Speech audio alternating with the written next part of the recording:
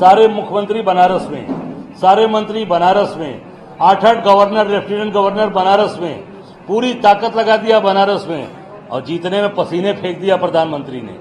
पसीने निकल गए, 4 राउंड तक हारते रहे। भारतीय जनता पार्टी अपनी कमियों को दूसरे के ऊपर थोपने में बहुत माहिर है। ये पूरी तरीके से, जैसा अभी हमारे नेता विधानमंडल ने कहा कि 370 हटने के बाद आपने कहा था कि सब चीज खत्म हो गया, आतंकवाद खत्म हो गया। इसका मतलब कि आप कुछ कर नहीं पाए, और आपके जो वहां के लेफ्टिनेंट गवर्नर हैं वो गाजीपुर बनारस में क्या कर रहे हैं, इसका जवाब दे भारतीय जनता पार्टी। भारतीय जनता पार्टी के द्वारा नियुक्त किए गए हैं, उसका जवाब आना चाहिए कि उस समय कहां थे लेफ्टिनेंट गवर्नर, बनारस में थे, गाजीपुर में थे कि जम्मू एंड कश्मीर में थे, इसका जवाब दें। वो पूरी तरीके से केवल चुनाव, और केवल चुनाव जीतने के लिए, और केवल राजनीतिक चुनावी समीकरण के लिए बने हुए हैं। राहुल जी का जो बयान, जिसको उन्होंने कहा कि अगर प्रियंका जी बनारस से चुनाव करती तो 2-3 लाख वोटों से प्रधानमंत्री चुनाव करवाया, तो क्या बनारस से?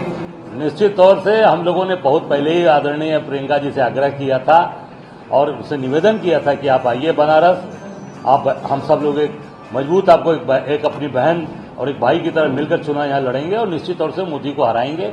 पर मैं समझता हूं कि उनको पूरे देश के अंदर काम करना, पूरे देश के अंदर उनको प्रचार करना, पार्टी की तरफ से जो निर्देश उनको मिला होगा उसका उन्होंने पालन किया। इस लड़े कितने पे थे हम? तो 17 पे लड़े थे ना।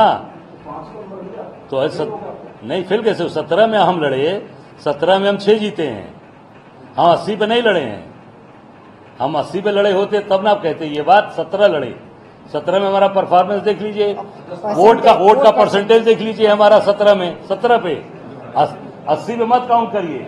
और जो हमें सीटें हराई गई, अब सदल प्रसाद जी को जबरदस्ती हरवाया, जबरदस्ती सरकार ने हरवाया सदल प्रसाद जी को। बांसगांव हमारी देवरिया की सीट जबरदस्ती हराई गई, महाराजगंज की सीट जबरदस्ती हराई गई, और अमरोहा की सीट जबरदस्ती हराई गई।